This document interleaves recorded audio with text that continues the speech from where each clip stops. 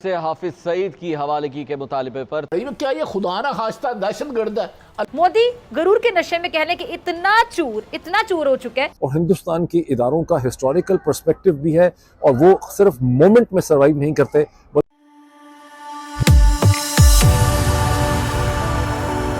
जय हिंद दोस्तों, मेरे चैनल मोदी डिश में आपका स्वागत है। दोस्तों, इस वीडियो को लाइक, शेयर और मेरे चैनल को सब्सक्राइब करना मत भूलिएगा। तो दोस्तों, आज पाक मीडिया बात करे कैसे भारत के फॉरेन ऑफिस ने हाफिज सईद, जो मुंबई हमले का मास्टरमाइंड है, उसे ऑफिशियली पाकिस्तान से मांग लिया है। और ये सुन के पाकिस्तान के होश उड़ गए हैं। पाकिस्तान को समझ नहीं आ रहा कि पाकिस्तान क्या बोले। और पाकिस्तानी मीडिया ये भी कह रहा है कि भारत कोई छोटा खेल नहीं खेलता, भारत बहुत ही लंबा खेल खेलता है। तो हाफिज सईद को मांग के भारत ने एक मैसेज पाकिस्तान को दिया है कि भारत किसी बड़े खेल की तैयारी कर रहा है। और पाकिस्तानी मीडिया को यहाँ पे डर लग रहा है कि हाफिज सईद का नाम भारत ने अभी इसीलिए लिया है क्योंकि पाकिस्तान को फिर से FATF में भेजने का भारत का प्लान है। तो पाकिस्तानी मीडिया आज इस पे रो रहा है। दोस्तों, ये वीडियो बहुत ही मजेदार है, तो इसे आप पूरा जरूर देखिएगा। तो चलिए और इंतजार न करके वीडियो देखते हैं। भारत की जानिब से हाफिज सईद की हवालगी के मुतालबे पर क्या ये खुदा ना खास्ता दहशतगर्द है। अल्लाह ना करे ये मुल्क दुश्मन है। मोदी गरूर के नशे में कहने कि इतना चूर हो चुका है। ये घुमंडी शख्स, ये मगरूर शख्स अपनी ताकत का सिक्का खित्ते में मनवाना चाहता है, लेकिन इसकी बात नहीं बन पा रही। पाकिस्तान में अपनी टांग अड़ाने से बाज नहीं आता, और जब इसकी टांग कट जाती है तो फिर चीखें मारकर दुनिया से मदद की अपीलें करते हैं। और वो कह लें कि मजलूमियत का रोना रोता है, लिबादा ओढ़ने की कोशिश करता है मजलूमियत का। तो इन्होंने कहा कि हाफिज सईद जो है उसका क्या करना है, वो तो यहाँ के लिए भी ऐसा हो गया है, वैसा हो गया है, मार डालो तो फिर दे दो ना, फेंक दो कहीं, रखे में क्यों हो? डस्टबिन है पाकिस्तान, डस्टबिन है, सारे कचरे अपने में ही संभाल लेते हो। सही बात है भाई, अजमल कज़ब आपके यहाँ, लश्कर तैयबा आपके यहाँ, अलकायदा आपके यहाँ, मतलब उसामा बिन लादेन आपके यहाँ, दाऊद इब्राहिम आपके यहाँ मरता है कि पॉइजन पड़ता है कि क्या पड़ता है, समझे उसके आपके यहाँ रहते हैं। तो पूरा का पूरा डस्टबिन बना करके रखा है एक देश को। या तो उनको हवाले किया जाए या उसको करार वाकई सजा यहाँ दी जाए जो नजर आए। सर 31 इयर्स की जेल की है, लेकिन हाउस अरेस्ट है ना, वो तो आराम से घूम के रह रहे हैं। हाउस अरेस्ट तो नहीं ना होता अर्जुन, नहीं ऐसे नहीं। वही ना, हाउस अरेस्ट वो भी क्या है, वो खुला फिर रहा है, उसको उसका बच्चा इलेक्शन लड़ रहा है, वो भी उसके ऊपर भी एलिगेशन है कई। बिल्कुल है सईद जो इलेक्शन लड़ रहा है लाहौर से, उस पर भी एलिगेशन है। इस तरह तो नहीं होता। सजा ऐसी दी जाए जो नजर आए। मैं ये मेरा इस पे जोर था कि सजा दी जाए सेटिस्फाई जो इसमें जिसका नुकसान होता है उसकी तसल्ली हो। कहते हैं जस्टिस डिलीवर होता नजर आए, या तो फिर उसको या उनके हवाले करें या उनको।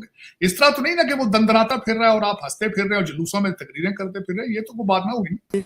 इंडिया ने कहा है कि हाफिज सईद को इंडिया के हवाले कर दे पाकिस्तान, क्योंकि वो एक जो है वो दहशतगर्द है।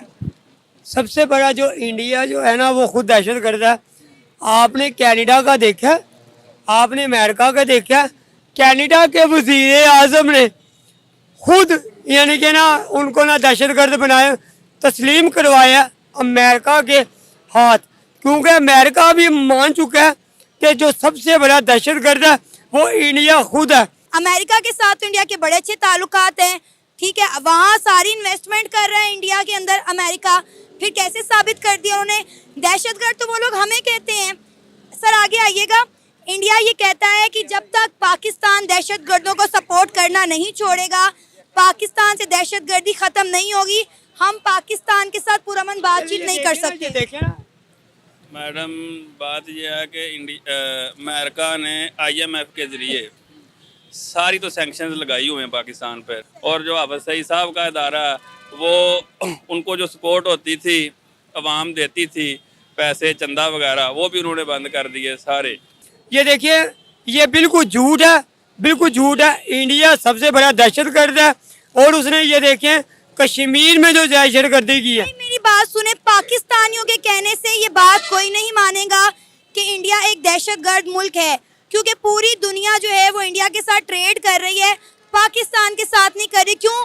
क्योंकि कहा जाता है कि पाकिस्तान एक दहशतगर्द मुल्क है। पाकिस्तान दहशतगर्द मुल्क नहीं है। पाकिस्तान सही मुल्क है। हिंदुस्तान की मिनिस्ट्री ऑफ एक्सटर्नल अफेयर्स ने, हिंदुस्तान के फॉरेन ऑफिस ने, हिंदुस्तान की सरकार ने बाकायदा फॉर्मल तौर पे जनाब हाफिज सईद साहब, जो कभी लश्कर तैयबा के फाउंडर कहा जाता है, कभी जमात-उद-दावा के वो फाउंडर बताए जाते हैं, दोनों के ही फाउंडर हैं वो। बहरहाल हाफिज सईद साहब की एक्स्ट्रेडिशन जो है वो हिंदुस्तान की सरकार ने पाकिस्तान से तलब की है। अब इसका एक इंटरेस्टिंग पहलू यह है कि पाकिस्तान की फॉरेन ऑफिस की स्पोक्स पर्सन मुमताज़ ज़हरा ये पूछा ज़हरा बलोच साहिबा से, तो उन्होंने कंफर्म किया कि हाँ, हमें हिंदुस्तान के फॉरेन ऑफिस की तरफ से, जिसे मिनिस्ट्री ऑफ एक्सटर्नल अफेयर्स कहा जाता है, कि हिंदुस्तान और पाकिस्तान के दरमियान कोई एक्स्ट्राडिशन ट्रीटी जो है म्यूचुअल एग्जिस्ट नहीं करती।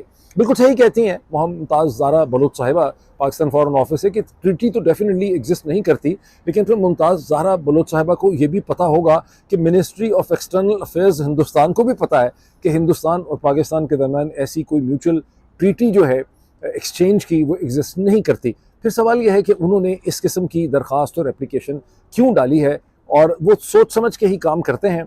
जहां पाकिस्तान के इदारे अमूमन अपने मोमेंट में रहते हैं, ना उनको पिछला पास्ट याद रहता है, ना फ्यूचर की परवाह होती है। मुझे शक और गुमान ये है कि हिंदुस्तान की मिनिस्ट्री ऑफ एक्सटर्नल अफेयर्स और हिंदुस्तान के इदारों का हिस्टोरिकल पर्सपेक्टिव भी है, और वो सिर्फ मोमेंट में सर्वाइव नहीं करते, बल्कि वो आगे फ्यूचर का भी कुछ सोच के प्लानिंग कर रहे होते हैं। और जिस तरह की सूरत हाल पाकिस्तान के हवाले से जनरल बाजवा और उनके जानशीनों ने पैदा कर दी है, मुझे बड़ा ख़तरा है कि कल कला आने वाले चंद महीनों में कहीं पाकिस्तान के ऊपर ऐसा दबाव ना हो कि कहीं ऐसी ट्रीटी जो है हिंदुस्तान और पाकिस्तान के दरमियान, ऐसी किसी ट्रीटी के ऊपर भी साइन जो है वो ना हो जाए। आपसे भुला फैसला के प्रेशर में डाल के हाफिज सईद की कन्विक्शन तो करा दी गई है, जिसको आप पहले कभी सोचते थे। आज से 5-6 बरस पहले जब भी हम ये बात करते थे तो पाकिस्तान के हुकाम की तरफ से जो ऑफिशियल लोग थे उनका कहना होता था कि ऐसा कभी भी नहीं हो सकता। चलिए दोस्तों, इस वीडियो पे बात करते हैं। तो पाकिस्तानी मीडिया ने जो कहा है कि भारत ने जो हाफिज सईद को मांगा है, इसके पीछे भारत का कोई असल में अलग प्लान है और भारत कोई लंबा खेल खेल रहा है। तो मुझे भी यही लगता है, क्योंकि भारत हाफिज सईद को अभी मांगेगा क्यों? क्योंकि भारत को अच्छी तरह से पता है कि पाकिस्तान एक बार पीएम काकर को भारत को देख सकता है, पर हाफिज सईद को कभी भी भारत को नहीं देगा, क्योंकि हाफिज सईद के दिल में पाकिस्तानी आर्मी के बारे में बहुत सारे राज छुपे हुए हैं। और पाकिस्तान को पता है कि हाफिज सईद अगर एक बार भारत के हाथ लग गया तो वो सारे राज हाफिज सईद भारत के आगे खोल देगा। तो भारत का कोई अलग प्लान होगा और इसीलिए भारत ने हाफिज सईद को मांगा होगा, मुझे यही लगता है। वरना कोई वजह नहीं थी कि भारत ऑफिशियली पाकिस्तान से हाफिज सईद को मांगे। तो मुझे भी लगता है कि भारत का कोई अलग प्लान है हाफिज सईद के मामले पे, और इसीलिए भारत के एमईए ने ऑफिशियली पाकिस्तान ने हाफिज सईद को मांगा है, ये जान के कि पाकिस्तान कभी भी हाफिज सईद को नहीं देगा। और आखिर में मैं ये कहूँगा कि पाकिस्तान अगर फिर से FATF में चला भी गया तो पाकिस्तान की इकोनॉमी पे कोई फर्क पड़ेगा नहीं, क्योंकि पाकिस्तान में वैसे भी कोई फॉरेन इन्वेस्टर इन्वेस्ट करता नहीं। तो FATF में जाके या ना जाके पाकिस्तान की इकोनॉमी पे कोई ऐसा फर्क पड़ता नहीं है। तो चलिए देखते हैं कि फ्यूचर में क्या होता है। दोस्तों, ये वीडियो देखने के लिए बहुत शुक्रिया और हमारे चैनल सब्सक्राइब करना मत भूलिएगा। Thank you very much.